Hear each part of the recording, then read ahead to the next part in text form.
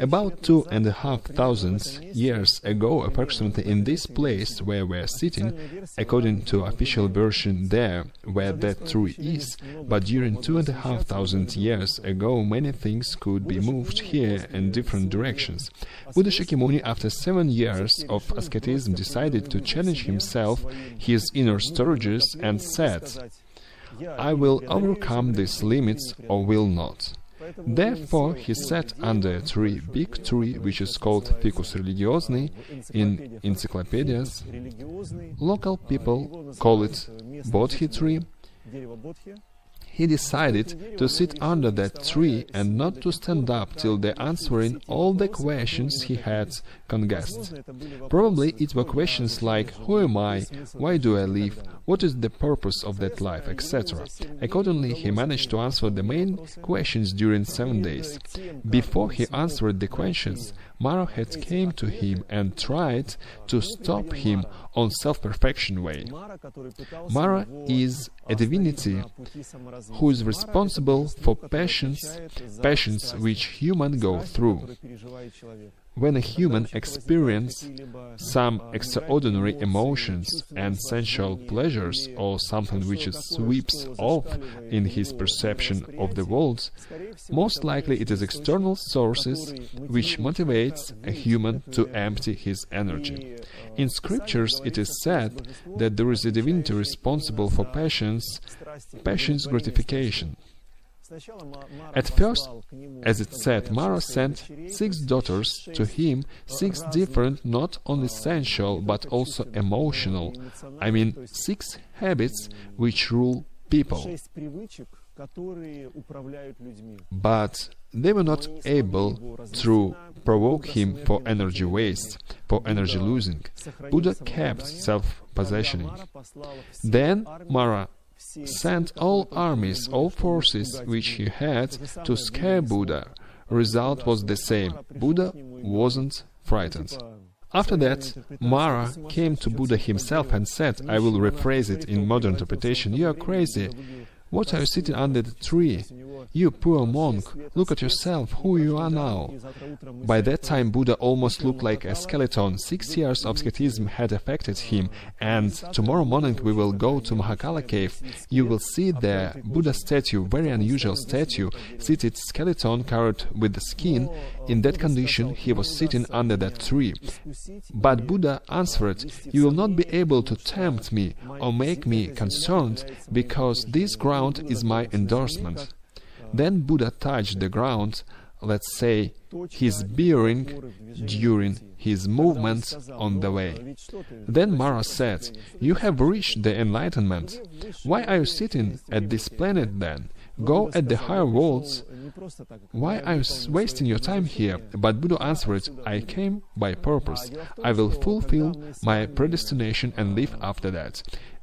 The case is that when we will be in Kapilavastu, next to the eastern gates, when Buddha was leaving his palace, Mara met him there too and told him, "What's wrong, dear? Where are you going? Everything is so good in your life, and this is marvelously, and that. I have been satisfying all your passions you have had. Where are you going? Let me give you more passions. Just stay and fulfill your kin duty." Usually Mara knows which words to use to make a person come back to his stall and continue to do things which he was learned to do. But Buddha didn't agree with that. There too. Therefore Mara had a certain fiasco. He couldn't stop him on the self-perfection way. In the place where we were yesterday in Sarnath, remember, next to the stupa, it is concluded that Buddha came to Mara twice. Mara came to Buddha twice there. What was the matter of their conversation is not known for certain. It is considered that in this place the energy of firmness is kept, energy which helps a person to overcome inner limits, limits of ignorance, limits, how to say, something which doesn't allow to a person to move there where his soul, Jivatma, wants to go, but not his mind. It is two different things, please pay attention for that. A person who lives with his mind only, to my regret, more often educated person, very smart, but unfortunately he is like a squirrel in a wheel, and his mind lets him an opportunity only in a certain frames. It is very difficult for a person to get over these frames of certain conditionality. Do you understand what I am talking about? If a person is grown up this way, when good for him is this, evil is that, if he wants to be a good person, you should move this way. Step left or step right, you will get inner problems. It is something that was formed not only in this life, but was formed during many previous lives in a human body.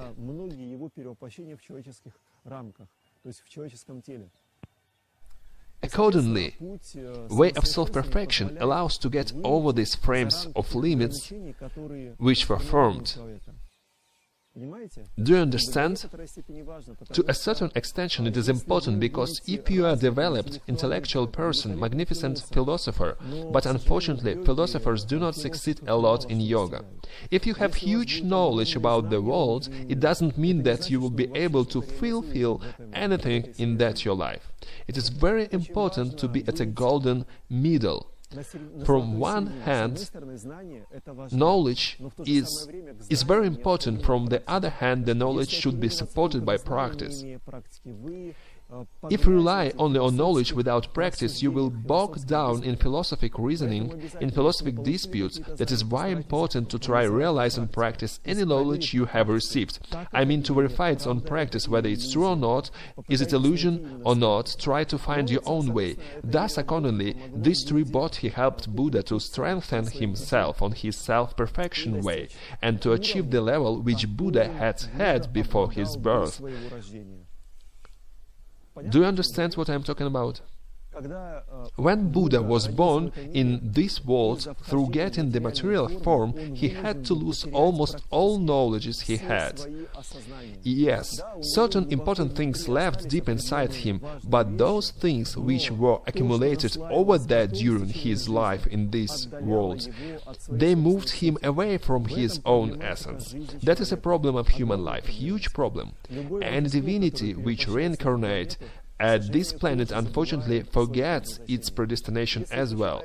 If you read Ramayana, even divinity Vishnu had to forget who is he in fact when he was born here. It took many years to realize his way. He realized that through the huge quantity of deprivations. If you was born in a Christian country, you certainly have heard Jesus Christ's way story. There is such a saint in Christianity. I believe all of you have heard about him. But if you try to look into the question of his life path, you will find out the same. He was living some period of time in society. After that, 13 years of his life is not described in the Bible, which he spent somewhere. There is no accent on that. He could be everywhere, educated somewhere. After that, it is said that before he reached his final aim, he had to go to the desert for 40 days. If you have never been to desert and do not imagine it to yourself, it is very, very tough. Thus he left in a difficult conditions by purpose to look into the accumulations he had gained in that life. What is more, if you read biography, as they are called saint people who were able to do something for that world, learn please in Christian conception biography of Seraphim of Sarov or Sergei of Radonezh, they had ascesis all the time, as well during their ways. They didn't indulge pleasures. They tried to live economy. Pay your attention. In a certain extension it is important, because those people who are trying to live, as it said, on a large scale, taking everything from the life, getting pleasures, in that perspective there is an interesting film where dark glasses help to see ad banners. Who remember the title of that movie? They live. Yes, interesting movie. It was filmed in 1989, yeah, probably very old, but the plot of the movie is quite the same. The planet was occupied by some creatures, and the creatures made an illusion for people. That a person look at magazine advertisement, for example, it is very colorful, but through certain glasses he can see primitive slogans: enjoy, reproduce, in general, do something to waste your life energy.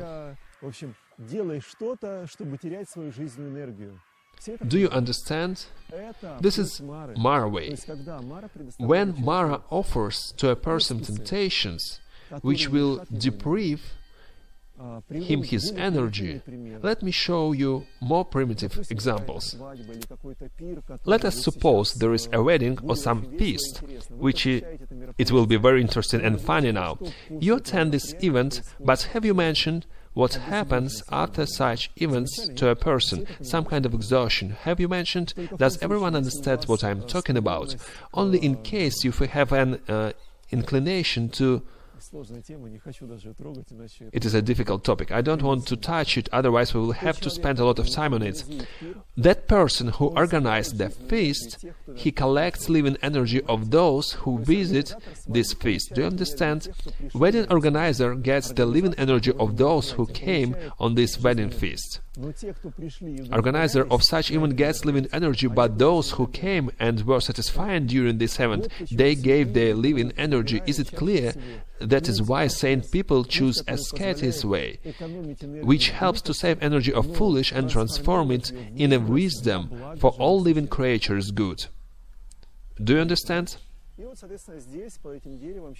Here, under that tree, it is considered special energy. It is not accidentally that Buddha came here. Accordingly to some scriptures, all previous Tathagats reached enlightenment at this place as well. It is considered that coming Buddha Maitreya will have to get enlightenment exactly in that place. For that part of our conversation, which were a little bit emotional, maybe you have some questions, additions, comments? Why it is considered that a person who organizes a feast gets all energy? Where this statement is coming from? Is it positive energy? Why did you decide that it is positive energy? It is positive only in the case if person can, through yoga practice, low-level energy convert to higher vibrations. He collected the energy, but what kind of energy did he collect? If it is feast, it means eating, enjoyment of flavor, and in the future it will lead to unpleasant things. If he keep this energy on a certain level, when he will start self-perfection way, he won't be able to control himself in nutrition. He will want eat so strong and so many that he will not be able to control himself. To collect energy is not a problem. Only in case if you will force yourself to practice, you will need to force yourself, as no one going to practice by their own will. Have you seen these unhappy monks who are sitting under the horns and experience decibels of that sound? Starting what time do you think do they do this? From 6 a.m. they are sitting there, if I am not wrong, correct? Do you think it is cool? Are they enjoying? Then why they are so obstinate, strange, why they are sitting there? Get accustomed by the end of the day. What is the sense of it, do you think? Yes, it is ascesis, and very cruel ascesis. Probably it is a cloister took out its monks and drilled them here to get all rubbish out of them this way. In fact, you can go and sit. You can do this tomorrow. No, not tomorrow, in Wednesday. You will have all day, not on Wednesday, the day after tomorrow, yes, fortunately. The day after tomorrow, when you will have the whole day, try to do the following thing, to sit next to them and try to sit there as long as they do. Do nothing, just sit there. What's the complexity? Just try. That transforming energy they have this way, it is very strong ascesis. Sometime we came here on Madlan, which once a year huge events are organized by Karnapa. Sometimes they do it together with Dalai Lama. I believe 1,000 monks are gathering here from different countries, because this place is absolutely crowded with monks here. There is no place for a leaf to fall here. So many monks, huge amount, and they practice here from morning till the evening. They start at 5 and finish at 5.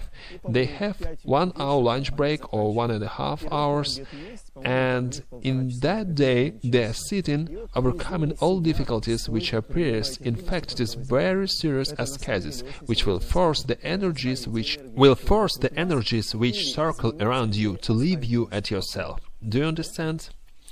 These asceses, they are necessary for a person who is following self-perfection. Let's return to a question why a person who fulfills passions capture energy. It is truly how it happens.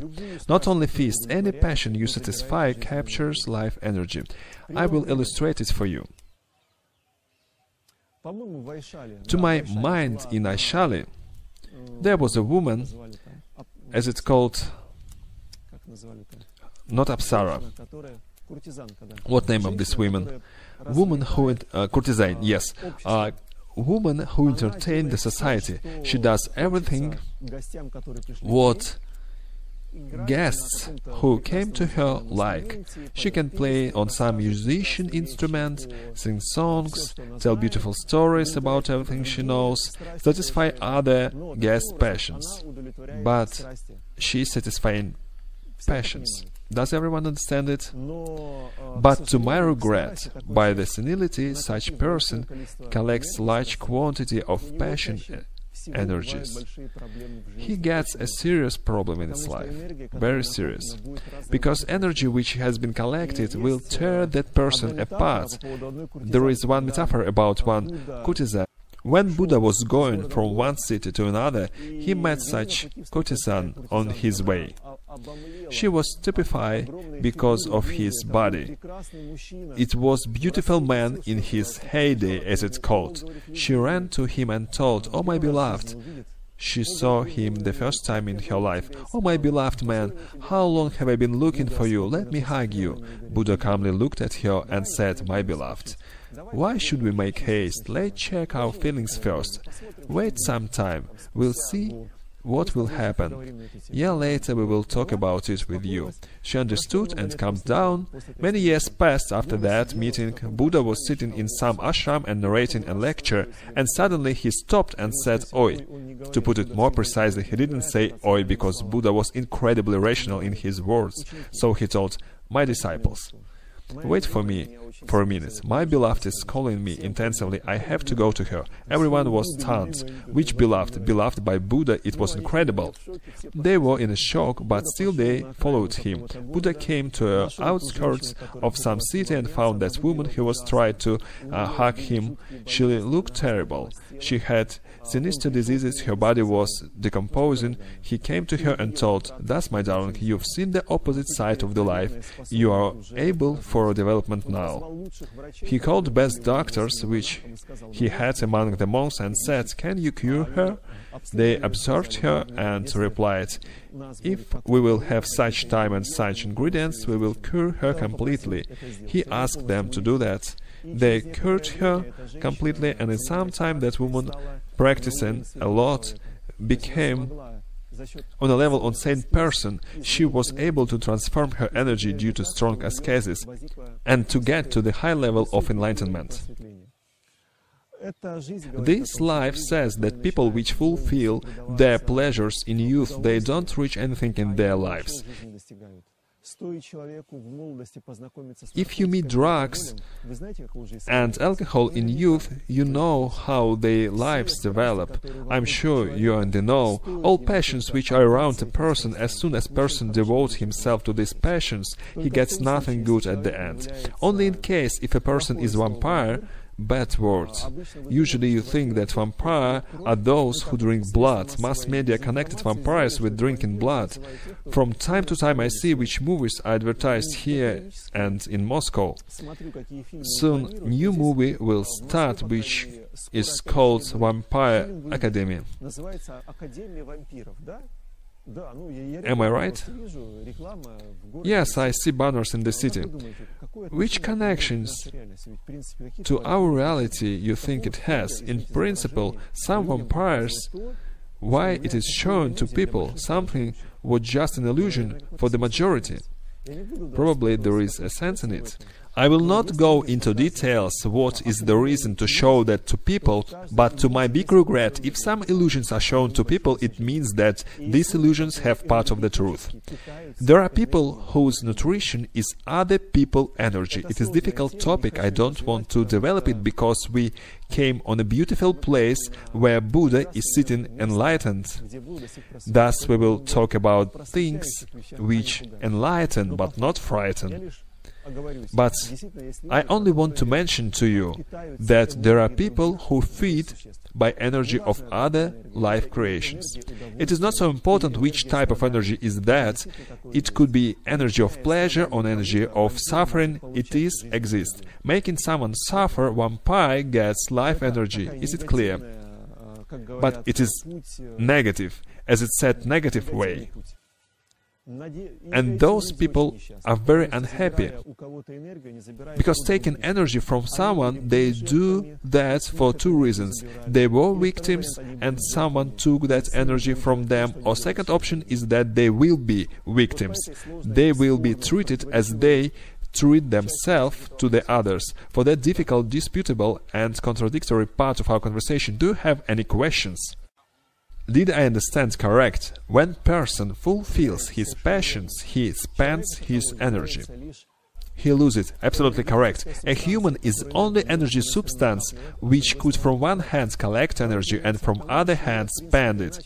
Let's return to the point from which I started all these talks about collecting spending energy. If Buddha would have fallen into temptation, he would never become Buddha. Do you understand it? As soon as he would have fulfilled his passions, he would lost all potential tapas which he had gained during long 7 years of that life to realize. If you are a philosopher, my words will remain for you only philosophic aspect, but in case if you check it with your personal practice, how energy moves in your body, how you can collect energy in chakras and sublimate it, then you will clearly understand that it is absolutely realistic teaching, and yoga lets you overcome some darkness. Any passion which will come to visit you is darkness, and that darkness is interested in you being in ignorance, being foolish person. Does everyone understand it? Another question, Andrei. Why after incarnation the access to the experience of previous lives is closed? Not for everyone and not always it is closed. Official version is the following. The pain which soul feels during entering in material cover is so strong that all memory is destroyed during that process. It is a very painful process, a creation of matter.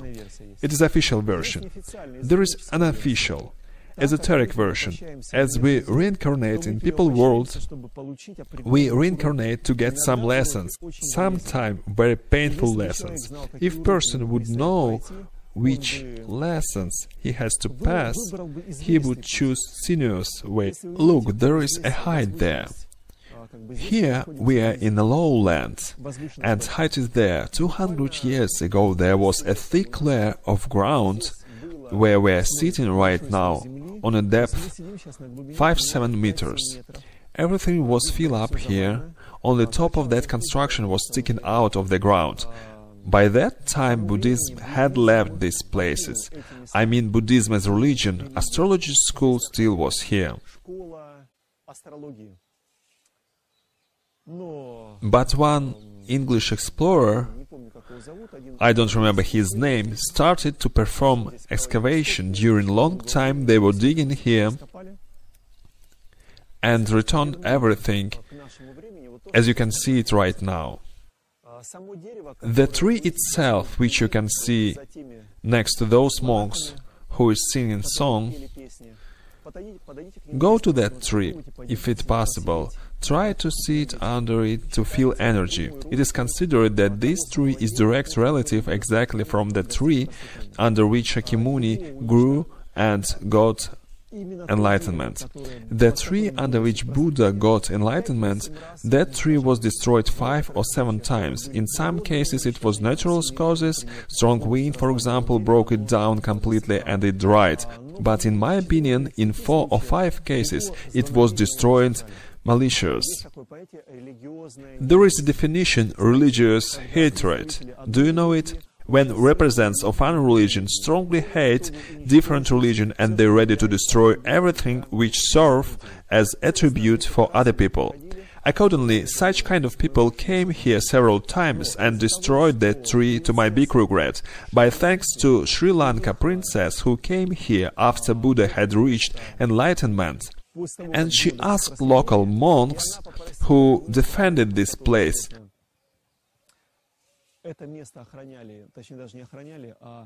Precisely, they were not defending it, but was looking after this place. She asked for a spout of that tree and brought it to Sri Lanka. She planted it, and it is considered that more than 2,500 years this tree is growing there, brother, you could say, or son, in general, close relative in tree hierarchy.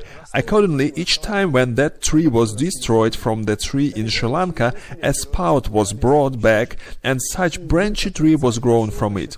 First attempt to destroy this tree was 200 years later. There was a kind named Ashoka. It is considered that he was very bloody. Few thousand people were killed in his bloody battles. If you look at the current rulers in different countries, they destroy millions of people, but not directly through hot wars, but through drugs, through alcohol, cigarettes. Huge amount of people are being killed. Does everyone understand it? That is why on their background Ashoka is the holy lamb, but some historians consider him as a bloody tyrant. I am not agree. In his battles, which he initiated, only several thousand people died, but after that he saw that so many people were dead. He thought, how is that? It is not right that I am reaching my targets at the expenses death of other people. He started to think on that topic, and at the end of the day he met Buddha teaching. One of the concepts says that in Ashoka time there were monks who personally had seen Buddha, who had heard Buddha's teaching. To some extent it is important. Therefore he reached them, got inspired, realized his way he needed to move. In general, he started to learn that topic. When he came, I'm sorry, exactly in that place before he met the monks and before he got the enlightenment exactly on the base of attempt to destroy the tree first time. He came to the tree, ordered to the army to collect many dry firewood. This firewood was placed around the tree and made a huge bonfire and lit it. When the fire started to touch the trunk of the tree, everyone saw that the tree started to beam a very bright light which level covered the firelight. Then Ashoka realized that all these stories about Buddha is not a fiction, but something serious, and he decided to grasp in it. He ordered to demolish and to extinguish the fire. The tree was saved, and then he started to search for monks who had seen Buddha and, as it is called, to hear this teaching from the first hand. He got enlightenment to some extension and became a Buddhism defender. But Ashoka had a wife, real kshatri, who couldn't accept the fact that her husband had gotten in some kind of cursed cult, became a Buddhist. How could it be? She collected all her army, came to this place and set to destroy the tree. Accordingly, Ashoka was in a different place. In general, they were trying to destroy it, but some defenders managed to defend the tree. Female energy didn't manage to destroy it, but she tried to do this several times. Then Ashoka ordered to build, if I am not wrong, 5 or 6 meters wall around the tree, and this wall was here indeed. You can see it. The gates were settled, which were closed. The guards was settled here as well, and to allow to come in only for adequate people, and most likely he didn't allow to let his wife in. thanks to that, the tree was saved. For that part of the lecture, do you have any questions, additions or comments? Andrei, is it correct to say that this tree helped Buddha to get enlightenment? That is correct. Of course, this tree is absolutely special. What is more, according to scriptures, it could sound fantastic, but in scriptures there are facts which say that this tree, or at least tree from this place, helped Buddha to reach such realization. The sense is in the following. It is considered that this tree is almost a live organism, and this tree is a ruler of other trees, roughly speaking. I am not sure whether it is ruler of trees only of this genus or all trees, but it is considered when this planet will come to the moment of physical destruction, this tree will not die. It will relocate to another galaxy on a different planet with similar conditions, where it will continue to develop.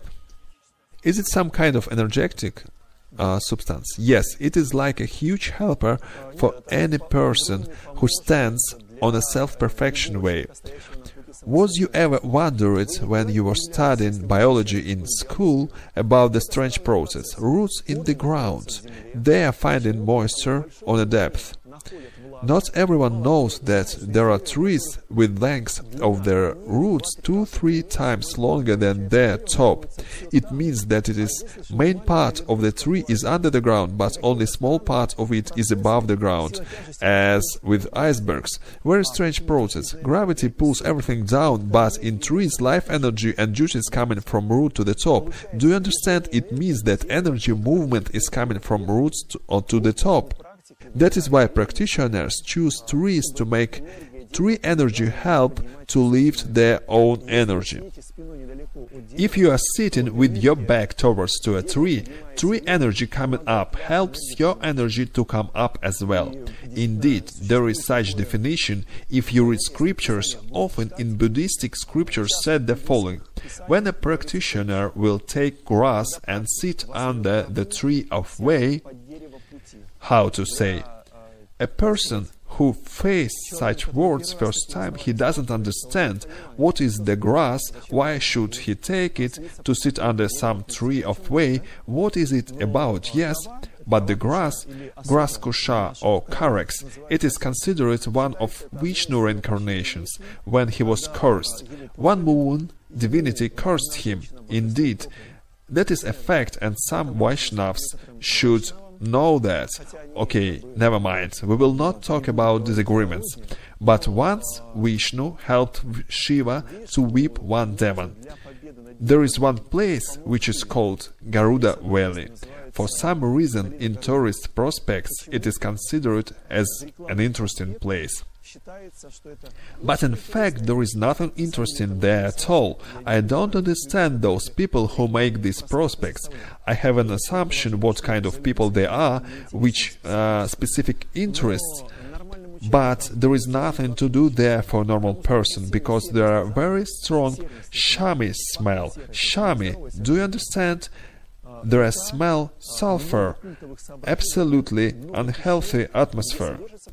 River, many cult structures, many caves where strange bones and skulls are stored for some reason. Some exciting people who like to collect bones there. Okay, we will not talk about sad things. The sense is the following. Many thousand years ago on this planet there were one outstanding demon who practiced yoga and reached unbelievable powers. This demon had righteous wife who didn't commit any act which could spurt her honor, woman who had gained enormous quantity of woman energy.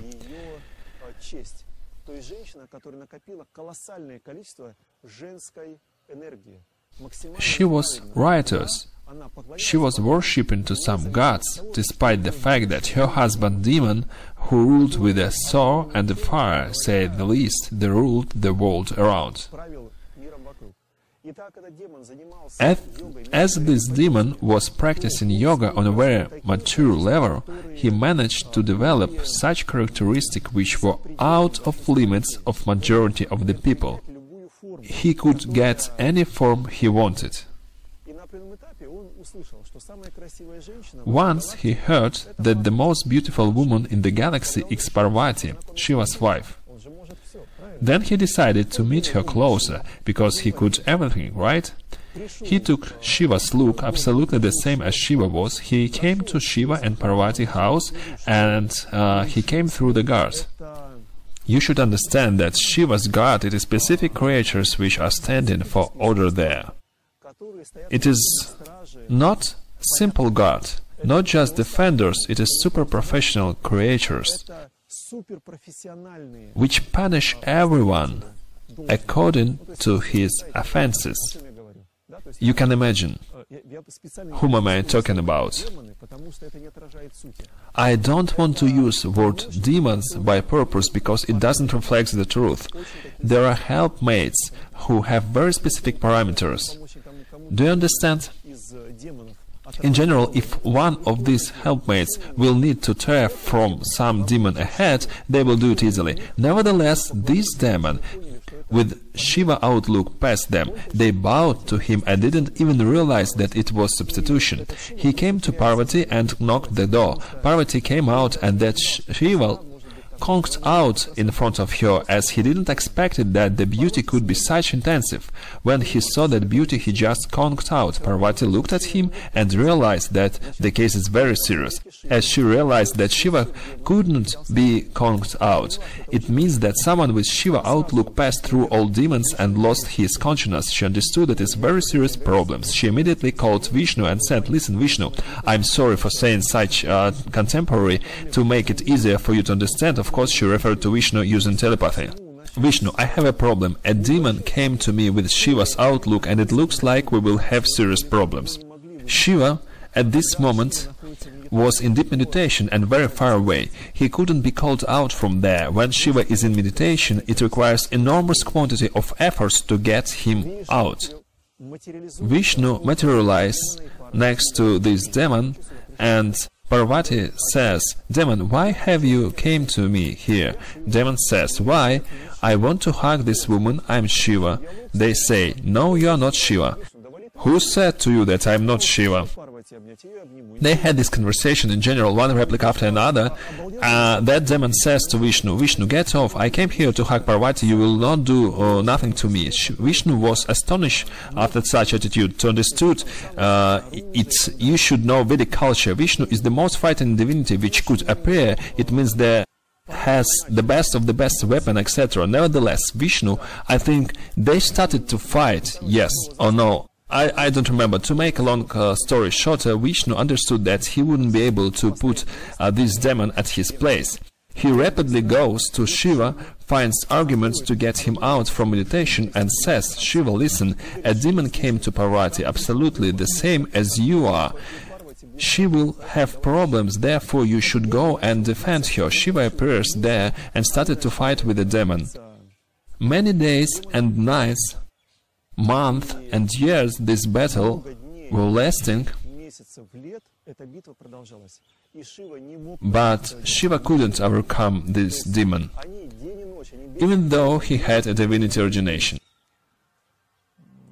Vishnu understood that the problem was not in the demon, and they will not be able to overcome this demon, even though they have this divinity origination. The issue was in purity of that woman, who was his wife. Till the moment this woman had this tapas of purity, the demon couldn't be prevailed. Then Vishnu took outlook of the demon and did the same to his wife, what he tried to do with Parvati. He came to the wife with demon outlook and said, "Darling, we have a break for some time in the battle. I have to wash myself and feed me, please." He took a bath, shower, ate something, and after that he said, "Darling, I haven't seen you for a while. Lay next to me for some time." In general, at the moment they had sexual contact, she realized that it wasn't her husband, because during the man and woman union, thin energies of inner worlds are flow together. Man gets into woman's sushumi. It is very thin structure which couldn't be confused. She pushed him off immediately and asked, "Who are you?" He answered, "I'm sorry, darling, I'm Vishnu. I had to enter in your body to tempt you, to kill your husband." She said, "You are miserable, Vishnu. I'm cursing you for that. You will have to be rebirthed as kusha grass, shell, and other two substance I don't remember exactly, for deceiving me that way." This woman had enough tapas to force Vishnu leave his position and to rebirth in his next lives as kusha grass. This grass is considered as Vishnu rebirth. When we will go to Nepal, here in India you will not see that, but in Nepal very often stones are sold which are crushed in two parts and a shell contained inside. Do you understand? Cobblestone crushed in halves and you can see shell inside. It is considered that it is Vishnu rebirth and stones are still kept. When I was in Himalayas first time many years ago, we were in a very cold place when it was very cold there. It was in Upper Mustang in Tibet, even further.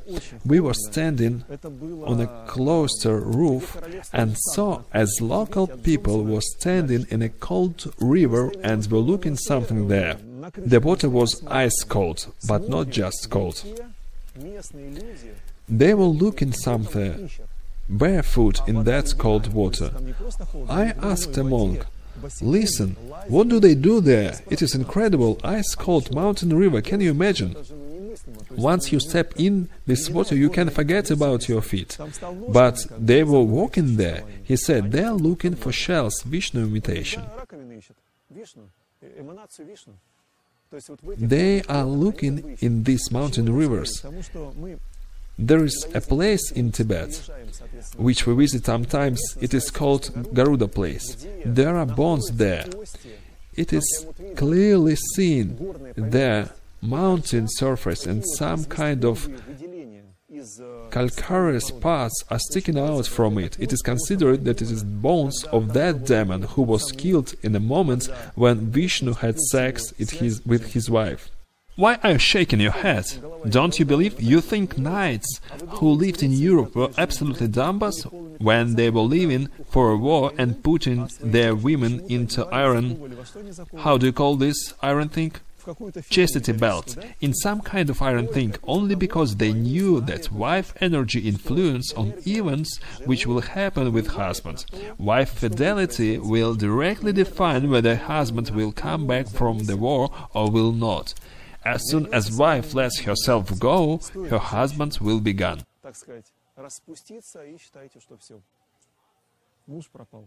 The woman curse happened despite the fact that Vishnu was such strong divinity?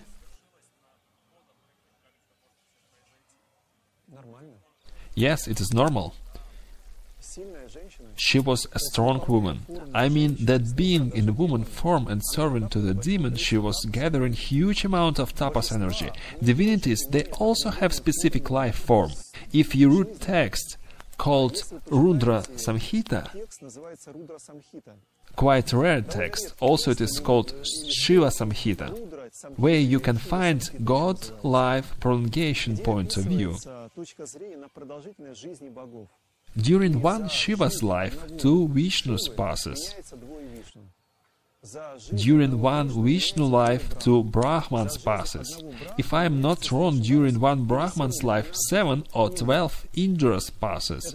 There are divinities who live enormous quantity of kalps, very long time, I mean small kalps. Still, they live only one forming galaxy. Their fathers, these three divinities, Vishnu, Shiva and Brahma, they are creators of a certain galaxy. In a different galaxy, different Shiva, Vishnu and Brahman will be. Do you understand? If you read Buddhistic sutras, very often described which different Brahmas came to Buddha for consultation. Literally, they were interested. If I am not wrong, in Vimalakirti Nirdesa Sutra is described situation that one Brahma, a galaxy creator, was very mistaken and Buddha managed to put his head on the place. He could explain him how to manage the galaxy, how to do it efficient. There is a description, I think it is in Yoga Vasishtha, when this galaxy was being created. Shiva, remembering consequences previous creations, Shiva still remembered that Vishnu and Brahma, they appeared again, they were renewed, but Shiva still remembered what would be the final of planets, where they were trying to implement beautiful life form and great planets, where everything's supposed to prosper and thrive. He remembered how was it ended last times. Then he told to Vishnu and Brahmans, wait for me here, I will get into meditation and will try to find a way how to minimize problems of living creatures, not only people but also divinities. Divinities also suffering a lot to my regret. He was in meditation for a very long time, contemporary saying, working out business plan. He was creating a model how to minimize consequences for life creatures or events creatures, as they called. But Vishnu with Brahma didn't wait till his return. When Shiva came out from meditation, he saw that Brahma had created life creatures and they started to eat each other because of their ambitions, selfishness, etc. According to one of the versions, Shiva told, let it be, then I will try to help them. These live creatures will not be my children, but they will be my nephews and nieces. That is why Shiva's yoga lets life creatures to find a way from ignorance. Shiva gave a mythology which helps to solve problems. Do you understand?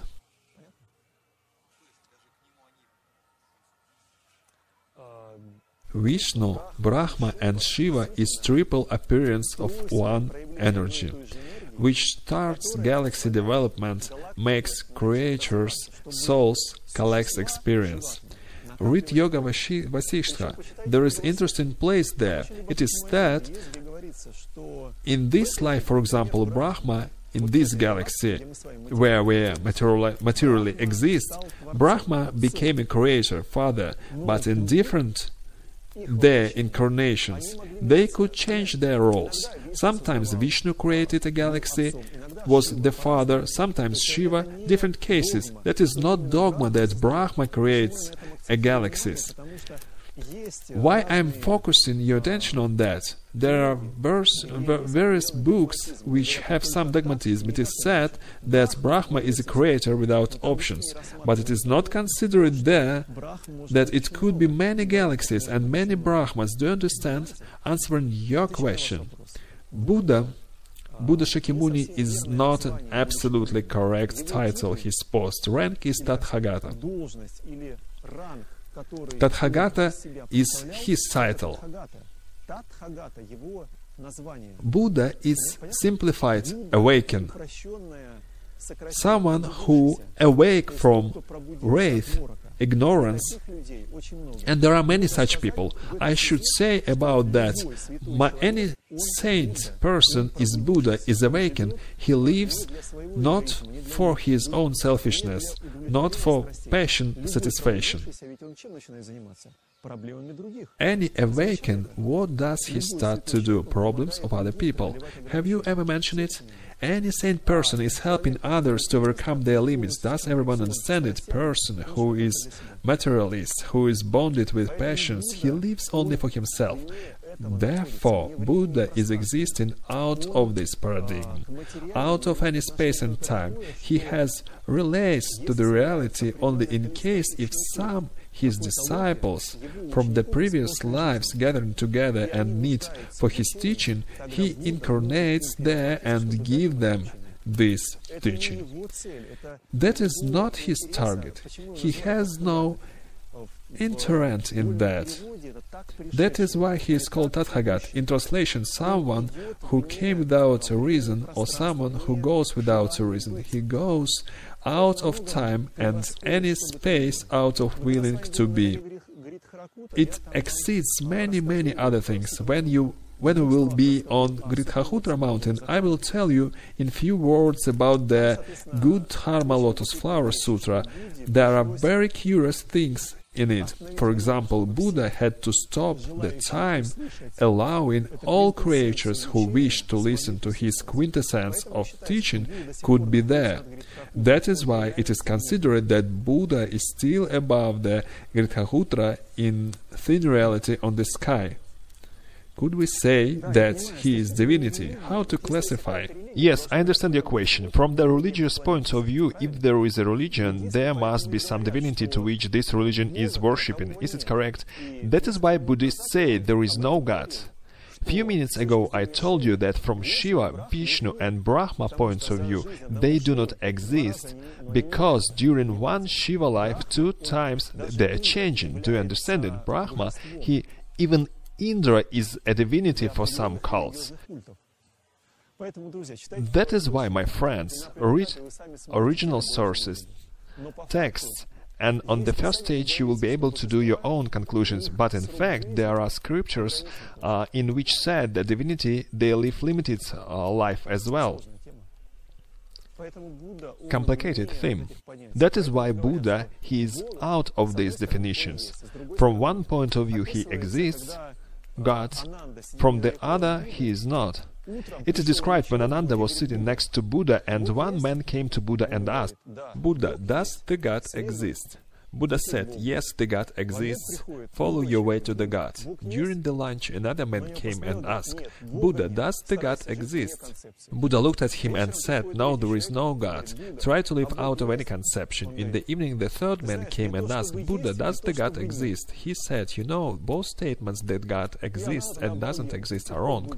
Ananda was astonished. He came to Buddha and said, "Buddha, how is it possible? You gave one answer to the first man, another answer to the second one, and the third answer to the last man." He explained him. "You should understand," Buddha said, "the first man was a materialist.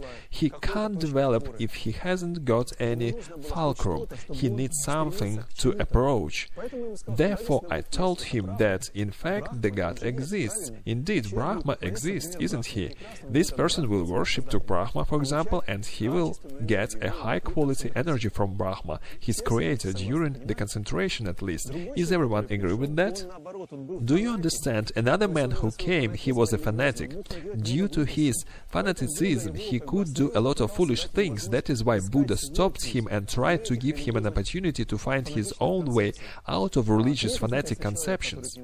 The third one who came to Buddha, he probably could find the sense. That is why Buddha told him, "If there is no God, you still should continue your search. Maybe you will be able to find your own way. Because if you read all the Vedic scriptures, you will find out that every one of you has the same part of divinity as Brahma has. All of you are derivatives from the same starting point. The difference between the people is caused by the fact that every person is on their own level of development and different experience from the previous lives. Yesterday we discussed why so many people couldn't perform self-development. Do you remember why it is much easier to live another lifestyle? Exactly because of the fact that if person was gathering tough karma during his previous lives, for example, committed murdered, for example, weak creatures. Let's suppose if that person was born in a country where hunting is considered as a cool occupation. People are going to a forest and kill unprotected animals. It is very cool to kill an elk. Elk is walking through the forest, or fox is running behind a hare, or to kill a hare, for example. We will take a handgun and will shoot at it. We are very strong and cool. Just imagine a man lives in the previous lives and were killing animals. They kill these animals not for food, but for interest. I read on one Slavic forum recently the following conception, where were two conceptions considered: vegetarian and killing animals on a hunting. Some person wrote there that he was hereditary hunter. My grandfather was hunting. It is an art. You are just losers. You don't understand. Indeed, it is an art to follow and to shoot at a bear and to kill him. He wrote not about a bear there, but about other smaller animals. It is an art, and when the time comes, I will teach my children this art. You know, it's senselessly to argue with such people. Probably he is like a warrior and can't understand anything. I wrote to this man, listen, if you shoot a bear on the next hunting when you are teaching your son, it could be your father, yours, son, grandfather. Will you teach your son how to kill your grandfather? Don't you think that exactly this scenario could happen? Because from karma points of view, the cruelest conditions happen with those who made pain to others without thinking. If grandfather teaches his son and he knows, do you understand? Succession. Of course, the cruelest scenario will happen with them, and the bear will understand that this is his children are killing him. He will run away and yell, "Don't kill me, don't kill me!" He will shout, but they will be killing him in a cold blood. People do not understand that. Andrei, it is senselessly to say that to them. It is their karma, both of them, father's and son's karma. No, it is not senselessly. In that case, if I saw this post, let's say not very clever post, my duty was to explain it to them. This person got on that forum somehow. There is a club in Moscow in which members should kill 12 animals. They should travel around the world and kill 7 or 12 animals. I don't remember exact quantity of animals. They should kill rhinoceros, lion, elephant and some other animals. Just imagine what courage should they have to come there by car and to get in an ambush, to take a huge rifle with such optical rifle scope to aim at an elephant forehead and to kill him. They should have great courage, shouldn't they? That is their karma. It is fated for him to live such life. To cut long story short, if a person is a member of a splendid hunting club and his life is to kill, that is his karma, and I am 100% sure such people will not get on a forum where vegetarianism is discussed, but it was my duty to explain that to this specific hunter. That's why I explained it to him. Probably he will think that I am crazy, that is his right, but I fulfilled my duty. If in the next life, God forbid, I will get in a hunter's family, it is possible, as everything is possible, and some father would like to teach me, but most likely it won't happen to me. The world is too strange. Most likely it's my reflection. I mean, somewhere in the past I was in such family and probably something was changed after such conversation. Probably can energy be changed somehow? There are rough energy and fine energy, thin energy. Fine energy allows person to live a creative life. For example, the example will be coarse one but intelligible. Some hair leaves doesn't disturb anyone. Great hair who has own businesses in the forest. Sometimes it comes to visit you and you stroke him and say, "Oh my good hair, you are so cute, such fluffy, children play with him." Yeah, this relation between the hair and the person are fine, thin relation. They are not rough. Do you understand what I'm talking about? A children or person doesn't have a desire to stitch with the teeth into the hair's fell and tear him apart. But let's consider another creature which approach to the fare, for instance a fox or other predator or someone else, or even a man who is starving. And the hare is coming closer to him. What this person will do with the hare? He will tear him apart, even with his hands only, most likely. What is the difference between energies of those who tear him apart from a person who stroked him? Do you understand that they have different energies, which allow them to behave differently in a society? Am I right? That is why it is said that there are rough and fine energy. I wanted to show you another more brutal example, but I will not. There are certain reasons which do not allow me to show you this example, because there are people who commit wild things which are astonishing. Does it mean that rough energy should be transferred in a fine energy? That is yoga and ascetics' purpose. The same story when Serafim Sarovsky was standing on a stone, or was it someone else? What the man was doing? It is amazing life description of a sane person who lives from a yoga point of view as a real yogini.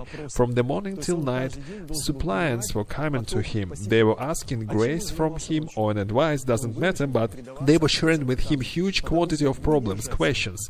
Every day he had to receive a group of visitors. What did he do during the night? He had to practice ascetic on a stone, because it is impossible to cope with contact so many people without ascetics. And if you look how sane people were living, they always were practicing ascetics. Buddha Shakyamuni, despite the impressive characteristics he had, each year he was leaving everyone for 3 months. It was an important part of his personal practice. If he had only communicated, he wouldn't have coped with it for a long time. That is why each year he needed to leave everyone for 3 months, and often he asked not to tell anyone where he was, not to be disturbed. I will show you an example which siddhi he had. It is not a popular story, only few know it. Once Buddha lived to a remote village with his 2 disciples to practice for 3 months. He was brought to a very remote place to be sure that he will not be disturbed. Buddha stayed there and told his disciples, "Come here to take me exactly in 3 months, we will go to another city." His disciples left them, and Buddha started to practice during 3 months in solitude. When 3 months passed and disciples came for Buddha, they came in that province and saw that a huge flood happened there, and the place where Buddha was left was under the water. They took a boat and went to search for him. Local people brought them to the place. The depth of the water was there 5 or 7 meters, very deep. The river was full flowing. They started to think that Buddha had gone. There wasn't Buddha anywhere, but when they came closer, they saw that in the middle of the water there is a round wall of dust. Inside this place a shelter, and Buddha was sitting next to it, outside of the water. Buddha was out of this water at all. When they approached there by boat, they told him, "Oh Buddha, we came to you." He said, "Very good, I have been waiting for you." He flew out of there, sat in the boat, and they left. Next moment the water covered the place where he had been sitting. Even though a person with such parameters had to spend 3 months in a year for a personal practice. In Tibetan Buddhism there is a phenomenon. In Buddhism word retreat understood differently now, but in Tibetan Buddhism a quintessence of retreat is kept. Retreat is a solitude when a person tries to solve inner questions. Did I answer your question? How does yoga convert energy to a finer one? Have you mentioned that you come to practice asana, hatha yoga, you lay a pad after work? It is hard. You started to practice to bend yourself. First half hour is difficult. You know yourself which thoughts come to your head, but somehow after 2 hours you were bended, you stand up, all the heaviness you had gone, you have a wind behind your back, and life is good. Who has mentioned it? Raise your hand. The majority, right? You have been practicing ascesis on the pad, and your energy had been changed. The energy you had before yoga and after, the different energies, right? You had been practicing ascesis, you had been doing ascesis with your body, which changed your energy. It is broad theme. I would like to talk about it in details, but before you meet your inner world it is senseless to discuss it. But on a certain level, when you feel how energy flows, you will exactly feel a heaviness, some impaction in inner world. You should do specific practice to overcome this impaction. and it will be much easier after that.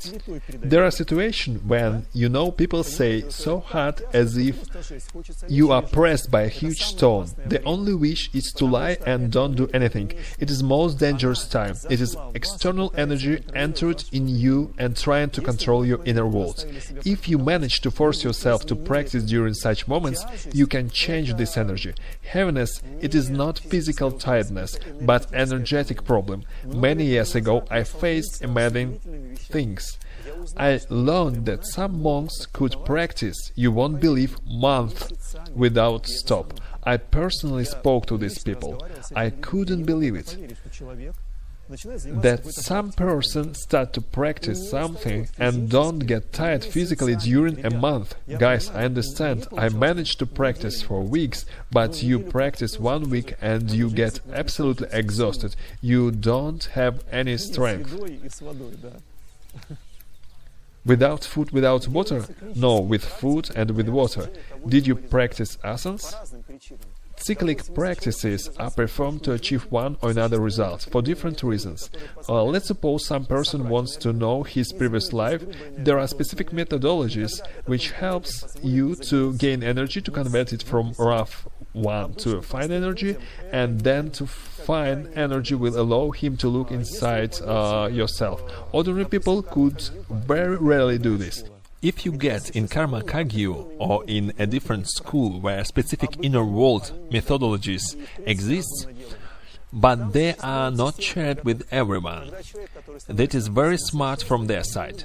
There are specific training system which a person who stands on the way of self-perfection and he is being told, "Buddy, you have to do 100,000 prostration, it is hands up in the air, specific pray, lay down, stand up, down 100,000 times. You can spend 1-2 years of your life for prostrations if you want to know yourself. After that you will have to chant mantra, let's suppose 100,000 times. After that you should perform, they call it mandala offering. You will see there are people sitting here, they put stones in a bowl and clang them. It is called mandala offering. It is very difficult ritual, they pay attention, they are sitting and doing it 100,000 times, these offerings. And only after that a person will be given preparatory inner practices. It is mean that he should spend 5-7 years of his life to prepare himself to get inner practices. Do you understand? Only few people can allow themselves to do this. You may say, why are they so greedy? Why can't they give these practices to everyone? Because if a person is under passions, under ignorance, it is not only injurious but painful to disclose these practices, because a teacher who hands over these practices are responsible for a person whom he handed over the practices.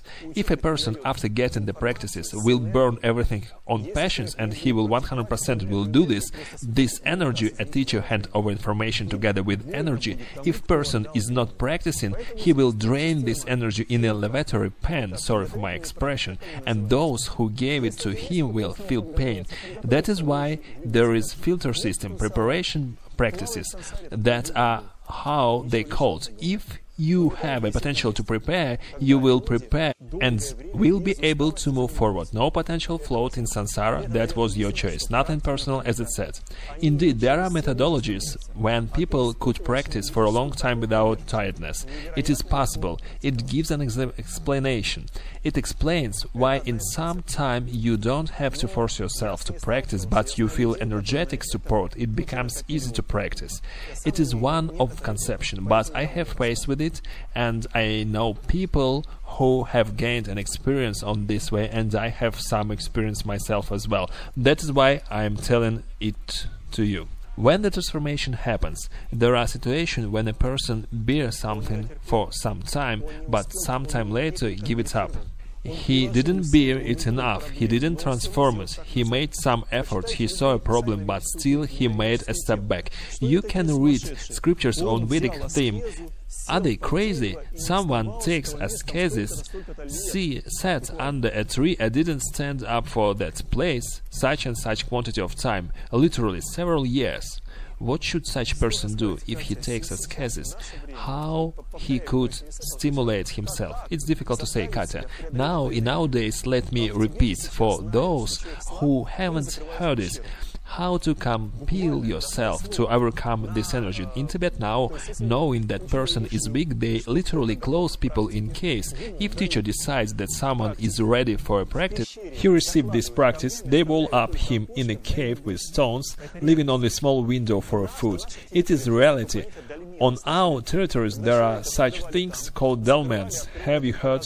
When a person was closed there, it was open only once a day to give him food and get back, not to let him run away, because everyone would run away.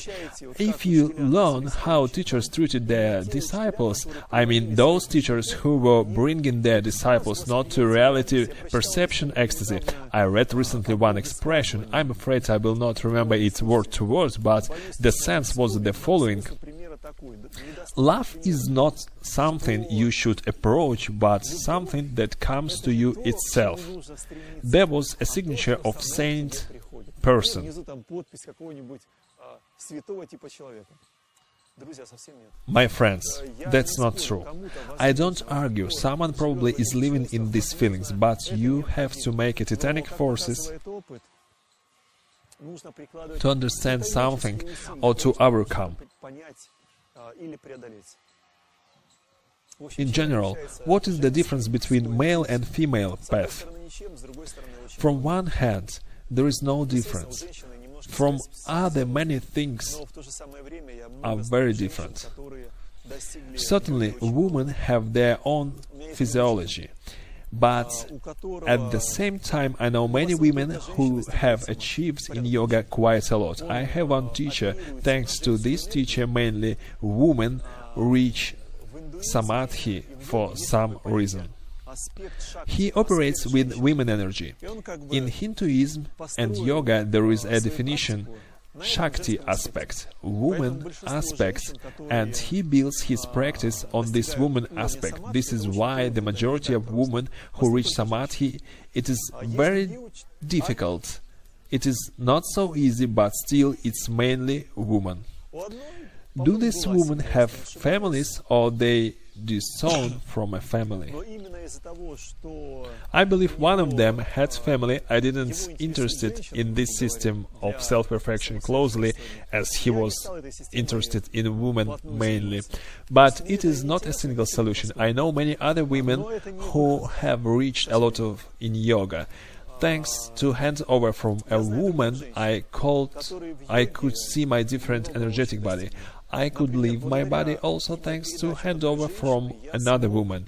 The woman handed over me a methodology which let me look at myself from a different side. I saw, thanks to this methodology, that my physical body is literally saying a skeleton filled with meat and covered with skin.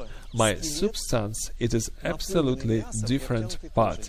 The body is only a machine, it is fact. I understood something that I had always known. I am offering you, my friends, you should come in best case in Yoga Camp Aura in Eco Village. We have a proper conditions there for practice, thus try to practice there as far as it is possible. One more question. If I prepare some food for my husband and he likes it, does it mean that his energy each time flows to me and I should practice each time to convert this energy? Yes, you should practice. Listen, it is not bad. If you have a husband who is developing and who... Wait, let's discuss perfect situation.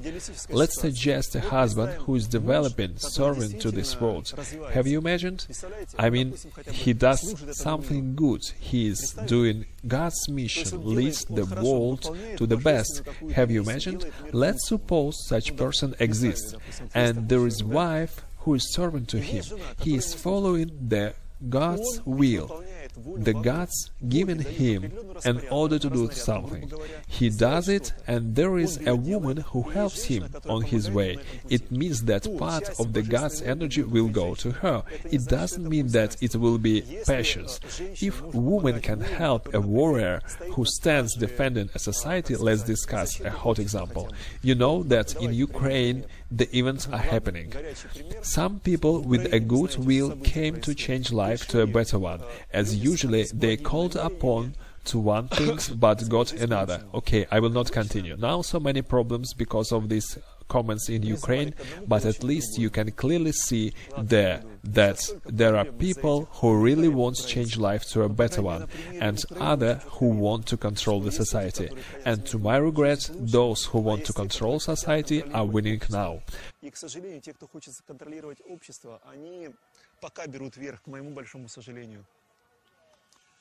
But sense in the following: if someone is standing on defending the society, he gets good karma. I was listening to Trikhlebov, and he was saying that a woman can serve to her husband and receive energy from him. But if there is no such husband who serves to humanity, if he eats meat and so on, for these cases, religious exists. If a woman doesn't have a man who could help her on her way, then she should search for the God, approach to the God, become God's fanatic. It is not so important which God we are talking about, but they start to search a way to... Because they can't get this energy from a man, they have to search it from a God. Does it mean that on yoga way this energy could be transformed, absolutely right. You take your husband, which you have at least something, help him fulfill his passions, take his passions, and with yoga help burn it. You will develop anyway. Whatever husband you have, absolutely seriously, no jokes. Usually it happens opposite way. No, it means that the energy is Svadhisthana chakra, there is no taste there, it is normal. Hard to say, good it or bad. If there are two people who live calm despite the fact that they don't like taste of the food, it is not a problem. But if one person wants food, he would like to, but the other can't give it to him, then they have conflict between reality and desires. Then conflicts occurs. In general, fulfilled passions is foolish, of course. Let me show you a living example. Okay, I will not do this. Not to hurt your living position. Please tell us. Do you want me to hurt you? Make it painful. Make it painful.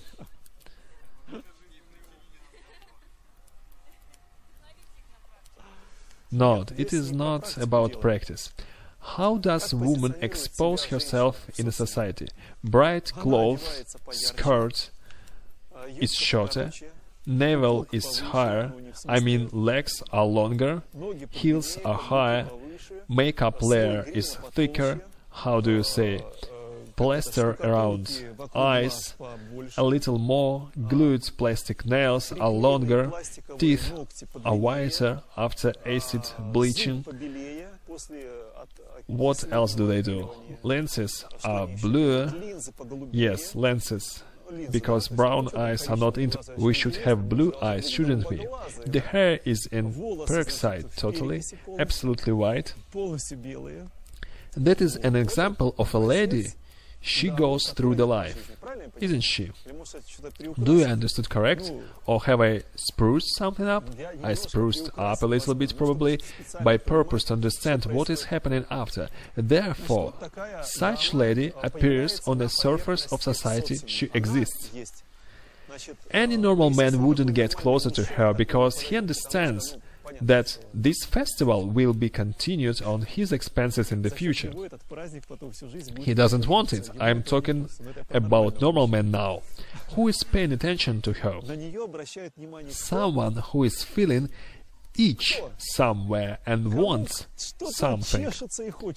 They will stay around her and will tell, "Darling, let me embrace you." Am I right? She answers, my dears, I will embrace all of you, and you, and you, and you. I'm sorry for saying such rude, but it is such ideology. This woman needs this energy attention. They collect it.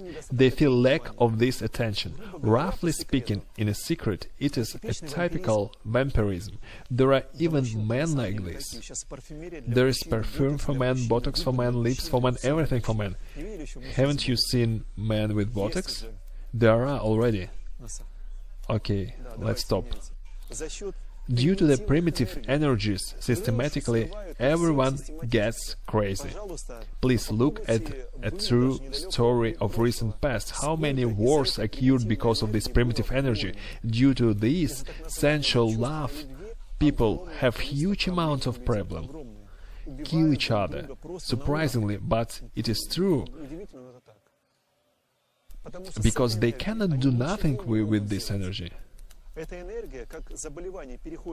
This energy is a disease, comes from one person to another. Here discord in a family, the energy goes to another apartment, there discord. From this family it goes to another, and to the third, to the fourth, and so on. It will continue till the moment this energy will meet more or less ascetic person on its way. Then probably, if he is more or less adequate, he will collect all it, and probably with his ascesis he will deprive the society from these gifts, so-called gifts, I mean. Do you understand it? Because no one can control this energy. Did you understand it? I'm telling it for so long because the biggest problem for this woman who is trying to expose themselves provoking way, it is a huge problem for themselves, but they don't realize it. In the future it will be much worse. In the future their legs will be shorter, their skin will be worse, and lips thinner, and everything what they are trying to improve will be worse. Do you understand why? In the next lives, of course, because in this life she takes something what could belong to her in the future, but she is already spent it absolutely stupidly, senselessness and prospectless. Is it like a credit? No, it is a debt. She will owe to the forces which would give it to her later. You should understand that they do it not because of their foolishness. Goddesses, for example, look like this. Thinner creatures, they are called apsars. They look like this. Thin, long legs, hands, beauty, lips, bosom, everything they need, they have it. But they are goddesses. Why goddess? Because they have gods. Gods have much more potential. That is why a god needs a goddess. She fulfills God's passions, she lives longer due to the god's energy. You ask what divinity does. The divinity is exploding worlds around. It is super managers who gets a huge quantity of energy from their patrimony. Do you understand? Who reacts on makeup? Everyone understands it. Reacts only those who doesn't control any world. They are giving the last they have. Excuse me for my expression. My dear friends, natural beauty will never hurt you, but only improve your characteristic. But everything you are trying to put on yourself, it will provide only negative impact in the future. You will get it now, but not in the future. Do you understand? If you are not agree, that is your right, I will not argue. The life will teach you.